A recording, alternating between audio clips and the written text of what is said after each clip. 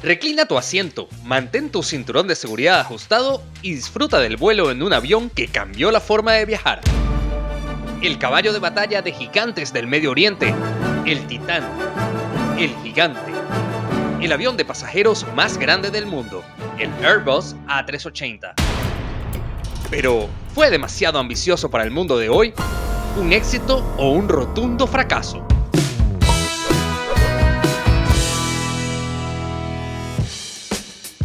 Para poder hablar de este gigante es necesario que nos remontemos a finales de los años 80 y principios de los 90. En pleno apogeo de la regencia de Su Majestad, la Reina de los Cielos, el Boeing 747. Este maravilloso avión, del que por supuesto hablaremos muy pronto en Relatos Aéreos, estaba en pleno auge. En su nueva versión, el Boeing 747-400 se eliminó el ingeniero de vuelo, reduciendo a 2 la tripulación de mando. El dominio del mercado de grandes aviones, necesarios en los mercados sobre todo asiáticos, oceánicos y el mercado de altísima densidad de los vuelos domésticos dentro de Japón, era absoluto para el gigante de Seattle, tocando su pico en 1996, cuando llegaron a haber más de 1.200 Boeing 747 en operación a lo largo del mundo. Esto, a pesar de que empresas como Lockheed y McDonnell Douglas, esta última inclusive inició el desarrollo de un avión de alta capacidad que compitiera con el 747, el MD-12, no pasaron de la mesa de diseño. El poder de la reina era indiscutible. Indiscutible hasta que, al otro lado del Atlántico, el fabricante en auge Airbus Industries, que ya competía fuerte con su familia de aviones A320 y A330-A340, decidió comenzar el desarrollo de un avión de gran capacidad que pudiera superar y competir con el 747. El proyecto el A3XX. Una aeronave de 2 pisos completos que permitía soñar con una especie de avión crucero, con salones de belleza, tiendas de duty free, habitaciones, gimnasios y restaurantes. Pero al final, lo más importante era mover pasajeros, así que el sueño del crucero del aire no fue más que eso, un sueño. El proyecto inicial del A3XX no era solo un avión, era una completa apuesta de Airbus a la filosofía de vuelos a través de hubs. El modelo de hubs se trata de cubrir múltiples destinos a través de la conexión en un tercer país. Este modelo permite llevar pasajeros, por ejemplo, desde Los Ángeles, San Francisco, Chicago, Miami y Ciudad de México a Santiago de Chile, Buenos Aires, Sao Paulo, Lima y Bogotá a través de un tercer país, por ejemplo, Panamá. Este modelo permite a las aerolíneas aprovechar al máximo la capacidad de sus aviones, ya que llenas el avión a un destino con múltiples pasajeros que van a diferentes ciudades, y desde ahí llenas nuevamente el avión a un tercer destino con pasajeros que vienen desde diferentes ciudades, incrementando de esta forma el factor de ocupación y la rentabilidad. Por otro lado, Boeing apostaba al modelo punto a punto, es decir, una aeronave más pequeña que operara desde, por ejemplo, Denver en Colorado, de forma directa hasta Tokio, Japón.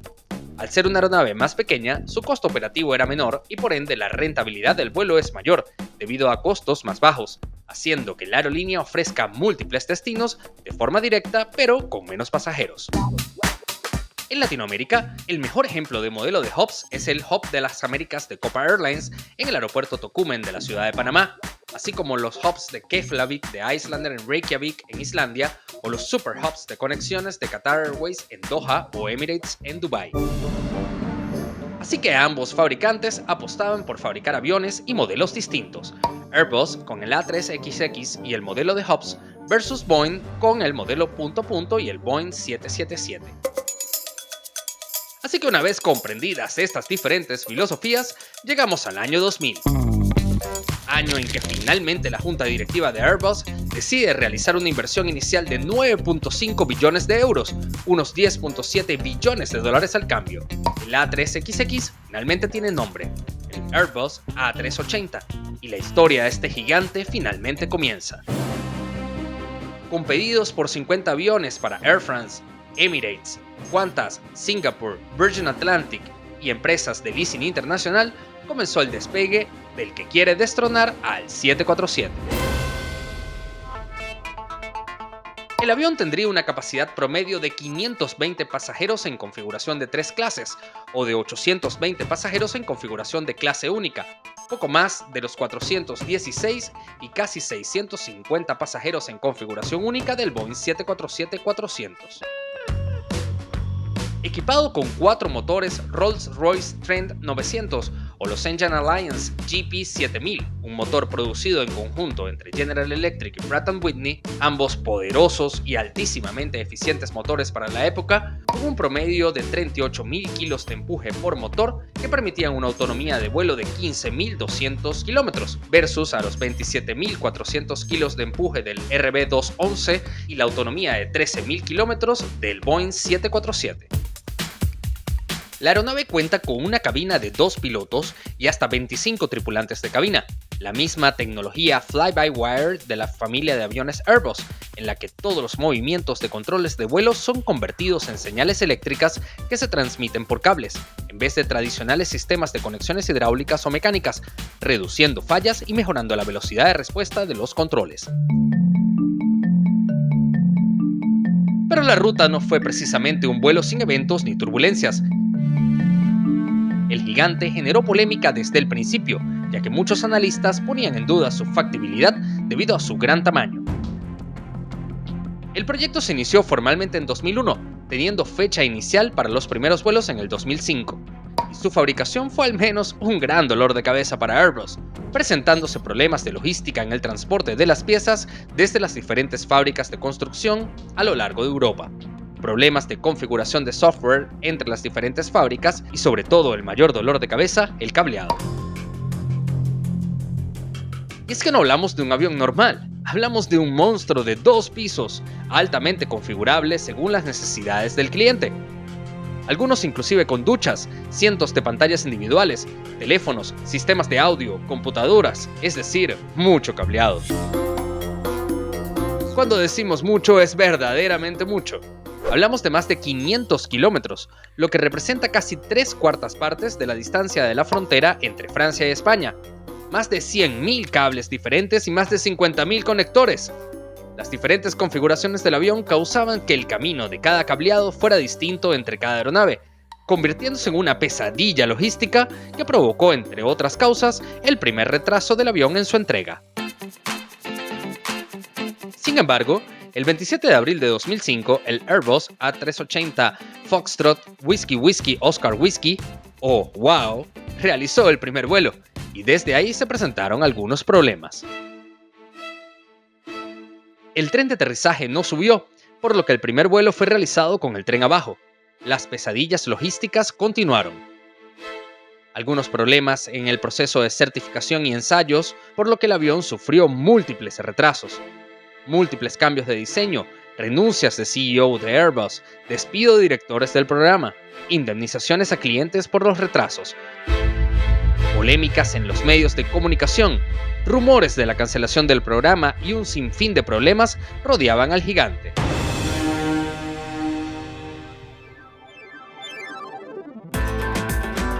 Mientras tanto, en Seattle, la reina de los cielos continuaba su elegante regencia y el Boeing 777 lideraba las ventas de aviones de largo alcance.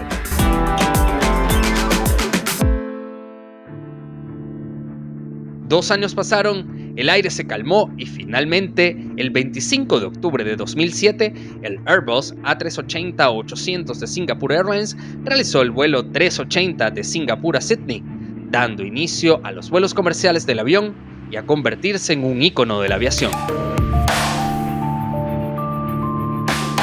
Desde su primer vuelo, el A380 se convirtió en el favorito de los pasajeros por su impresionante comodidad, espacio y en muchos casos símbolo de lujo e inclusive extravagancia.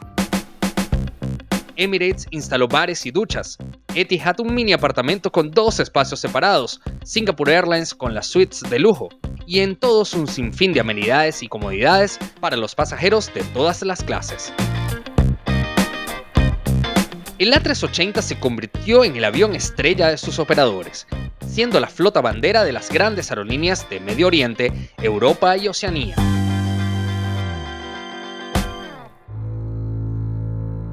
Sin embargo, las líneas aéreas más grandes del mundo, las de Estados Unidos, nunca se subieron a la fiebre del A380.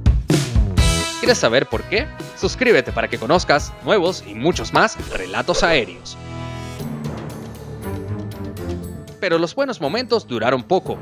La contracción mundial de la economía en 2008 y los precios récord del petróleo hicieron que el A380 y la demanda de aviones de gran tamaño se redujera, y las aerolíneas apostaran por aviones más pequeños y con motores mucho más eficientes, haciendo que, nuevamente, 4 motores fueran prácticamente una extravagancia, haciendo que los pedidos del A380 decayeran abismalmente a lo largo de los años. El programa tuvo un gran apoyo, Emirates, la empresa de Emiratos Árabes Unidos, que de los fabricados, casi 120 aviones son del gigante de Medio Oriente, haciendo que el programa se mantuviera con escasos pedidos hasta el año 2019, cuando fue entregado el último A380 en Toulouse, dando fin a un programa que solo fabricó 251 aviones y duró escasos 12 años en fabricación. Pero no todo estaba perdido. 251 aviones se produjeron y para 2019 se encontraban en operación en una decena de aerolíneas a nivel internacional. En Iberoamérica, curiosamente, el A380 solo fue operado por una aerolínea. ¿Saben cuál? La venezolana Aerolíneas Estelara, quien operó por un corto periodo el avión en modalidad wet lease en sus vuelos desde Caracas hacia Madrid y la ciudad de Buenos Aires, siendo así el único operador de este avión en la región. Lamentablemente para el A380 vino el giro del mundo, el año 2020 y la pandemia global del COVID-19, causando la paralización total de la industria y del mundo. La crisis del COVID-19 logró lo que nadie se imaginó: un mundo sin aviones, sin conectividad y sin viajes. Y los dos principales perdedores de la industria, el Airbus A380 y el Boeing 747.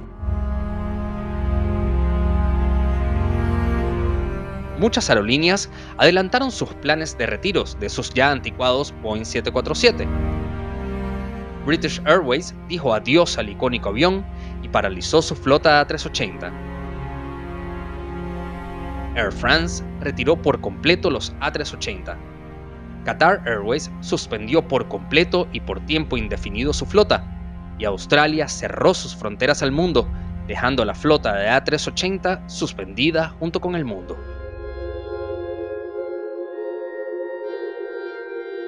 Con proyecciones de que la aviación nunca volvería a ser la misma, que la industria tardaría años en siquiera volver a los niveles de 2019, el A380 estaba prácticamente muerto. Al finalizar la pandemia, las proyecciones catastróficas fracasaron. La industria del viaje tuvo un efecto rebote. El mundo quería viajar, disfrutar y recuperar el tiempo perdido. Y con ello, las aerolíneas en los últimos 2 años han generado cifras récord tanto en rentabilidad como en factores de ocupación. Muchas aerolíneas como Emirates continúan teniendo sus A380 en operación y sin planes de retiro. British, Lufthansa e inclusive Qatar Airways han retomado sus vuelos en A380 en rutas de alta densidad, haciendo ver que no todo está perdido.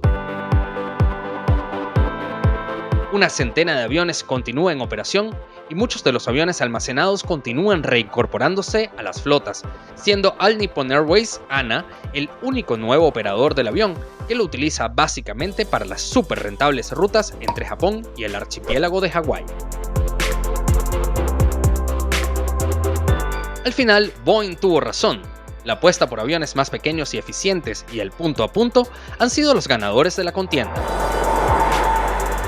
Hoy, los Boeing 787 Dreamliners y los Airbus A350, aviones bimotores de capacidad media pero de ultra largo radio, dominan los cielos. El Boeing 747-8, la apuesta más moderna del Boeing 747, fue un fracaso en ventas en su versión de pasajeros, y el Airbus A380 fue un programa que lamentablemente fracasó. Pero no todo fueron pérdidas. El Airbus A380 permitió ensayar nuevas tecnologías. tanto en diseño, construcción como en sistemas que han evolucionado y fueron la base de rediseño de aviones como los Airbus A330neo, el A320neo y la maravillosa joya de la corona europea, el hermoso Airbus A350. Por lo que decir que el avión fue un fracaso es difícil, ya que quizás el mejor término sería un verdadero aprendizaje.